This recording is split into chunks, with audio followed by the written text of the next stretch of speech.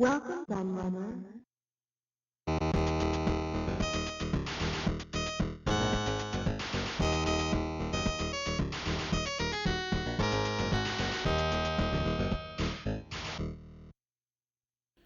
Hello everybody, Kieran and the Laird here, and I'm back with a hardware review for you today.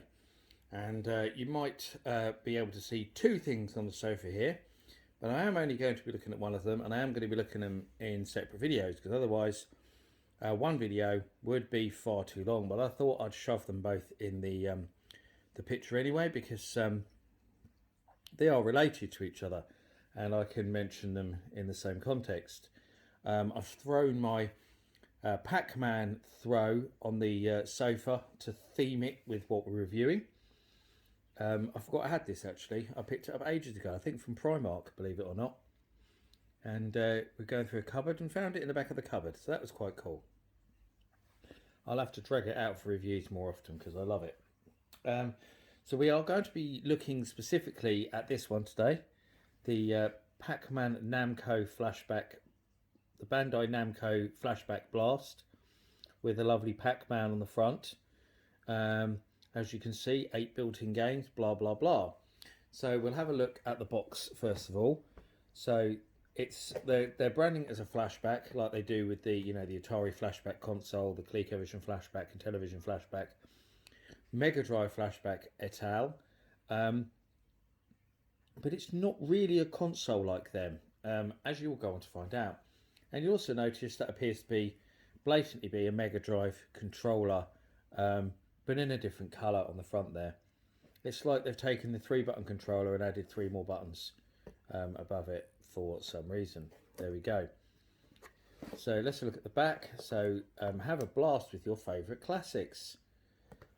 8 built-in games: Dig Dug, Gallagher, Galaxian, Mappy, Pac-Man, Sky Kid, Tower of Draga and Xevious, and screenshots of each one. But not all as it seems here. The back of this box is extremely misleading, as you'll go on to find out when I look at the actual games after this. I'm going to show you footage of them all. On the top is just the AtGames logo, which is a sign of quality. Yeah, of their amazing reputation for these kind of devices. No wires, HD performance, really. Save and load. You can rewind as well. That might be on there somewhere. Oh yes, on there. There you go. Rewind your favourite games. Easy to set up. Plug the dongle into a available HD port. Although not easy to set up if your TV doesn't have an HDMI port that sticks outwards or has loads of room around it, because I already found that out because I tried to use my small 16-inch TV, something like around that size anyway, it's quite small, to find out that the clearance on the HDMI port sticks downwards, and the clearance between the HDMI port and the stand is only about that big, so it doesn't fit in. So I had to find another way of using it. Set your TV to selected HDMI port, blah blah blah, connect, and also it wasn't that easy to connect either, but I'll talk about that in due course. What we've got on the bottom, we've got a code if you want to scan it. Great stuff.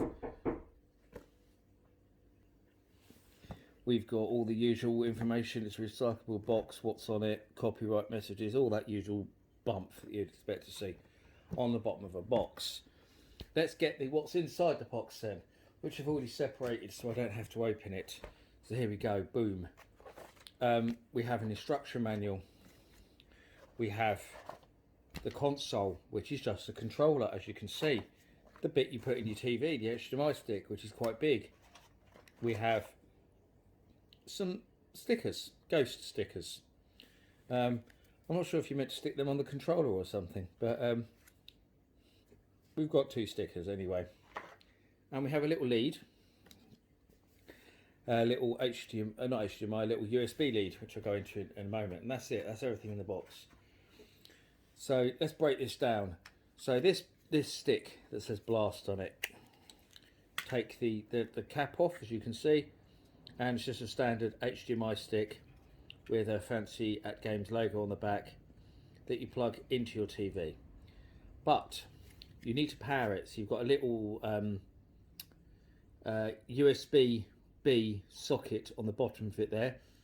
So you can either connect to a phone charger, or you can use this very, very short lead to connect it. Thankfully, on my big TV, it has a USB socket directly next to one of the HDMI sockets. So that was very, very easy for me to link it up and power it. Otherwise, I'm not sure how I would have done it, because the nearest plug socket was quite far away from the TV to be able to connect up a phone charger. Let's put that cap back on. I kind of don't really need to go over the stickers. They're stickers, cool. So the controller, we'll do that.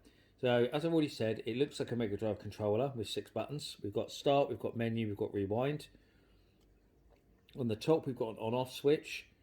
X, Y, Z, A, B, C. Although why you've got 6 buttons, I have no idea, because you don't need them for any games. All you use is A and B. That's it. Some games, not even that. On the back, we have our battery compartment. And it takes... I can't get the bloody thing off now. It takes 2 AAA batteries. That's all you need to know, really. I can't get the bloody thing open. Oh, there we go. Stupid thing. So there we go. 2 AAA batteries. Easy enough.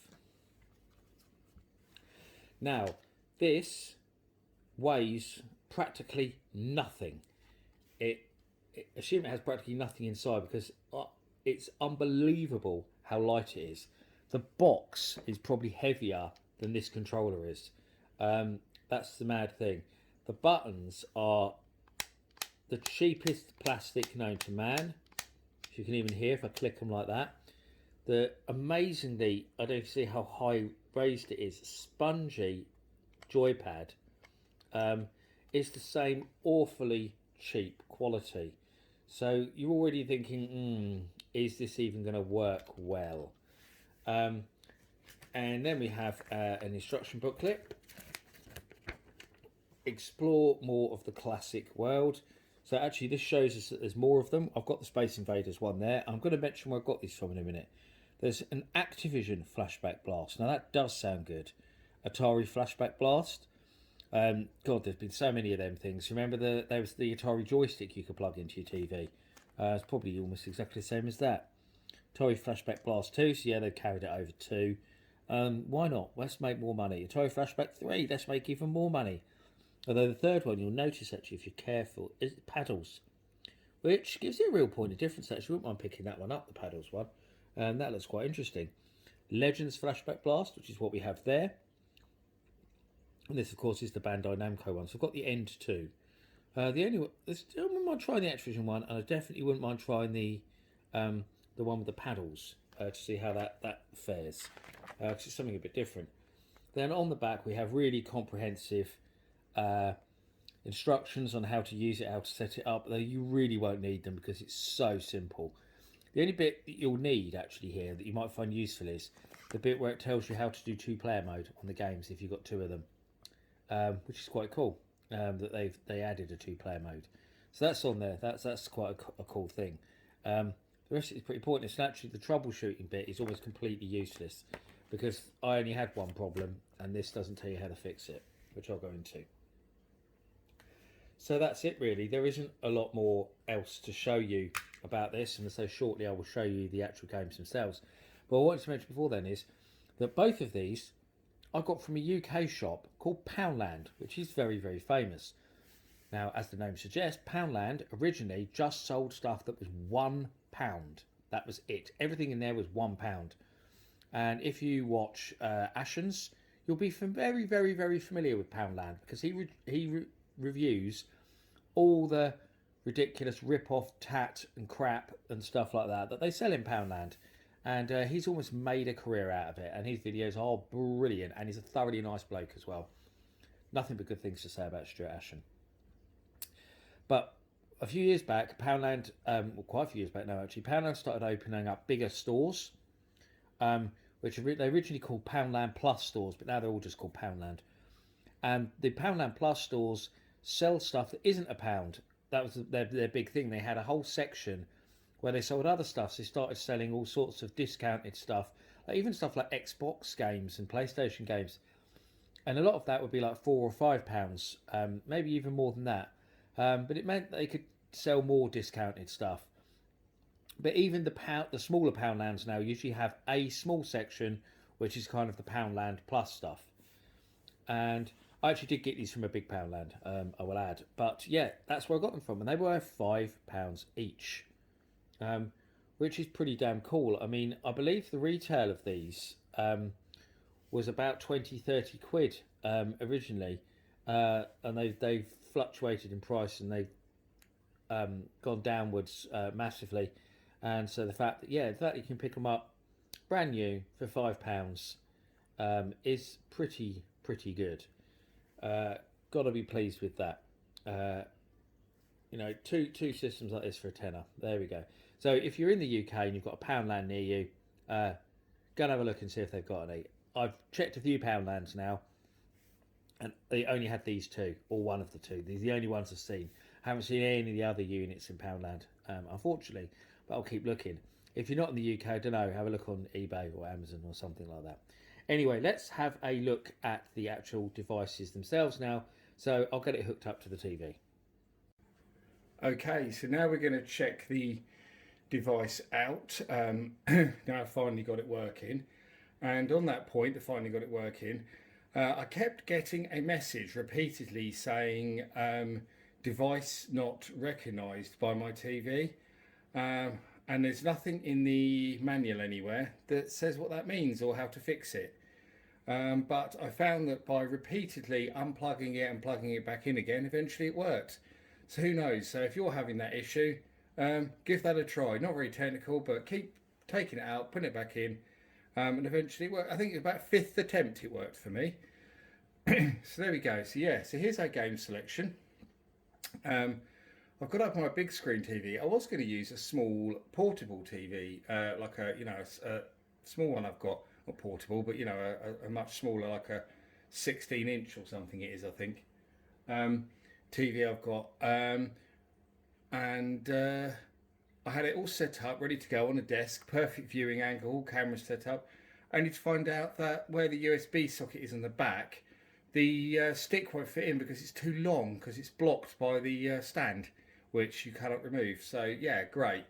It took me a while to get it set up on this big TV because it's wall mounted, so finding a way to point the camera at it was actually really difficult. So there we go. We've got Pac-Man, we've got Galaxian. That's really loud. Maybe I'll turn it down a little bit. There we go. Pac-Man, Galaxian, Mappy, Dig Dug, Gallagher, and Sky Kid, which I don't think I've ever played before. So there we go. It still seems really loud. Well, we'll see what it's like when a game actually starts. So let's have a look at each game, see what we've got.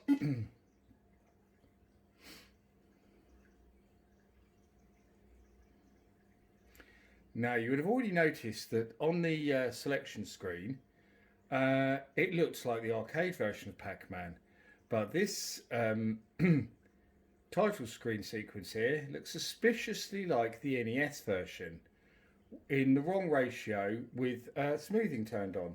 And the fact it says 10 gen at the bottom of the screen, or 10 gen as it's actually supposed to be pronounced apparently, but I've always said it 10 gen, suggests that yes, it is the NES version. And as soon as the game starts, we can see it's the NES version with those weird smoothed graphics turned on.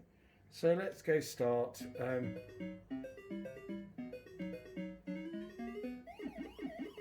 So yes, it is the NES version, which is alright, I suppose. But when you kind of think you're getting the superior arcade version, it's slightly frustrating to find that you haven't.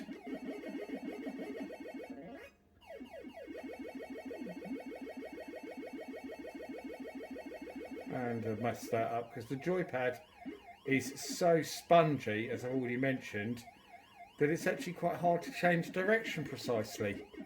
So yeah, not a great first impression here. with Pac-Man. So if we press menu on the controller, we've got back, save, load, quit. So that's quite cool. You can load, you can save your game. So let's go back by pressing, oh no, it's quit. I want C button. And then we get loading.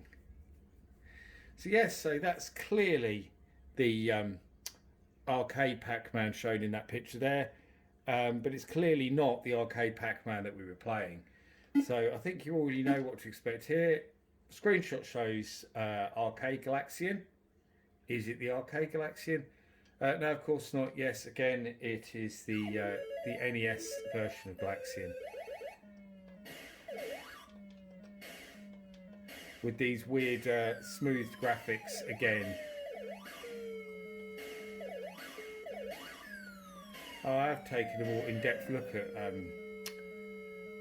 NES Galaxian actually on my channel previously, compared it to some of the other versions out there.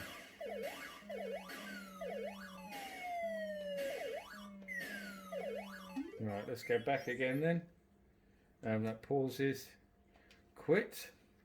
We'll go through each of the games, even though I'm sure you know what all of these are about. So we'll do Mappy next.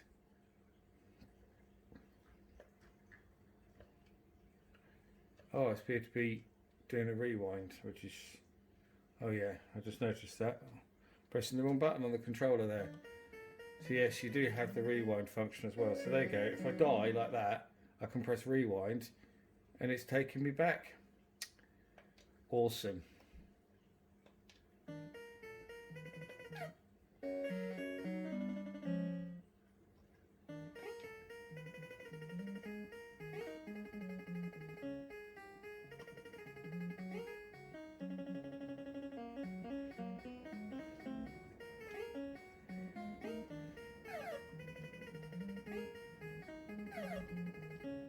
There we go. Some Mappy action.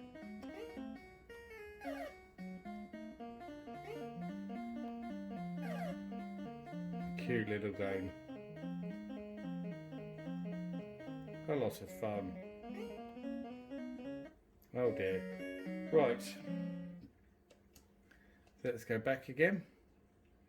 There's some Mappy, and you've seen the rewind function there, of course, as well. Dig Dug.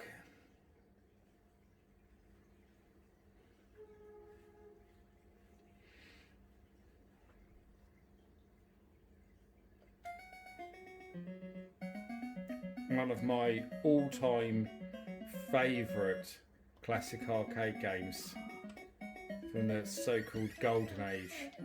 And again, this is actually another one I covered the NES version in a video where I compared it to the other 8-bit versions like the ColecoVision and the Atari 7800. So I'll link that up in the top right hand corner actually, if you're interested in seeing a comparison of different home versions of Dig Dug.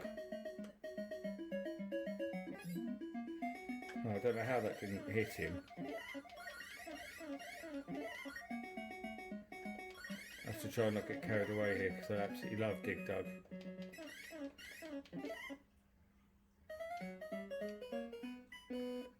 Yeah, there we go then, Dig Dug, the NES version again. Because as I say, they're all NES versions. We have Gallagher.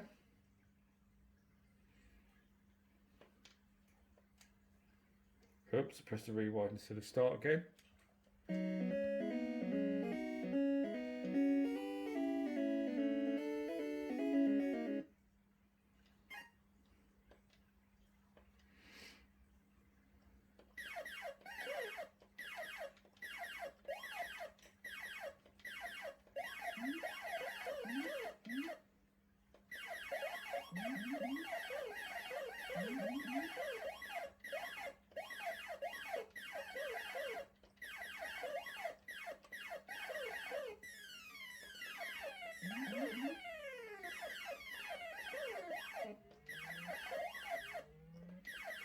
Which again, this is another one with Gallagher where I have done a video Well, I compared the NES version to the 7800 version, the Sega SG-1000 version, and I can't remember what the other one was.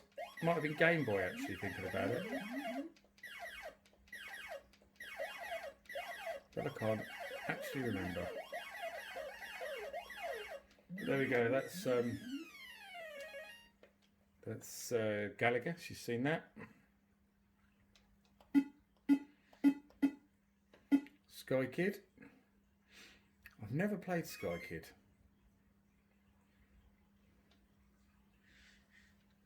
There we go.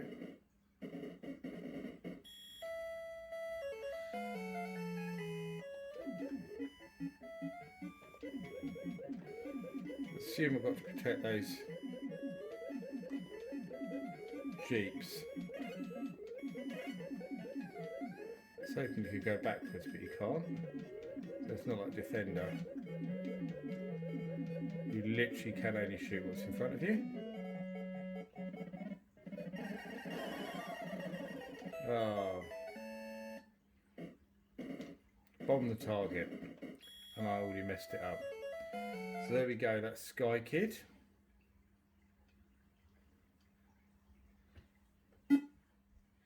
And then on the second page, we have two more games. Tower of Draga. That's how you're supposed to pronounce it, as far as I know it is.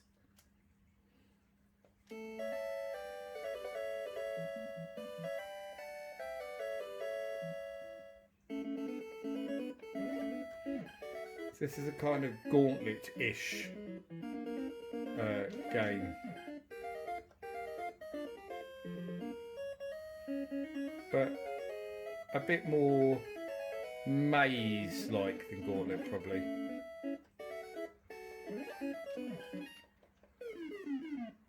And certainly nowhere near as good as Gauntlet either.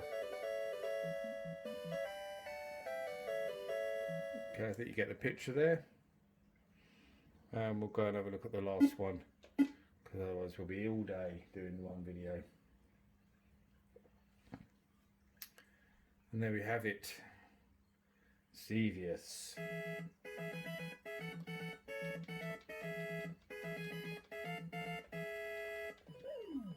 Again, this weird smooth graphics look like they're in the wrong ratio. Actually, it's another one I covered in a pressing the wrong button there. I wonder. Another one that I covered in a video where I compared it to the other versions, like the 7800 version and the 5200 version, I think, among others.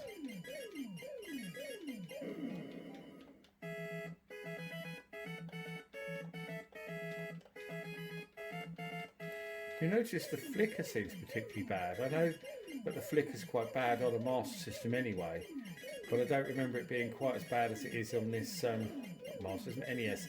The flicker's bad on the NES anyway, but I don't remember it being quite as bad as it seems on these plug and play handhelds. But there we go. That's Xevious. So I think you get the picture there. Go back to the main menu. So there we go. That's it. There's not a lot more else to it. It's a menu. Press about. What does that do? There we go. Come join the Blast Club. Product ID and stuff like that. So there we go. AtGames, Bandai Namco Flashback Blast. So overall thoughts. It's not very good really. The cheap plasticky controller isn't great for playing anything with really.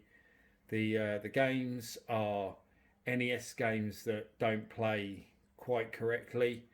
The weird smoothing on the graphics is horrible. I assume it's a lot to do with it being HDMI.